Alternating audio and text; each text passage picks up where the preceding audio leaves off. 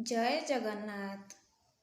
द्वितीय बोली कलिजुग पतना अच्युत उवाच शुण रामदास कहूची तोते काहि न कहि रखिबु गुपते एहि अटई अव्यक्त सागर न कहिबु बाबू काहागर कलिजुग तिनि मूरति बही जुग अनुसारे गति करई जुग भोग मोते हुए पतन ताहा बुझाई कहुअछि शुण जेते बेले कली जन्म होइला परिषद घेनी संगे आइला मिथ्या पाप हिंसा द्वंद्व कपट अन्याय अनाचार भ्रष्ट नष्ट अधर्म क्रियाहीन अपहारी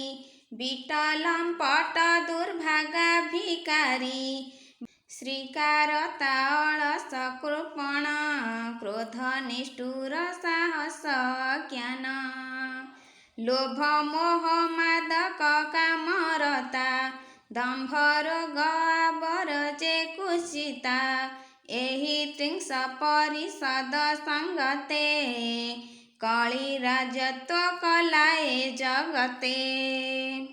जय जगन्नाथ।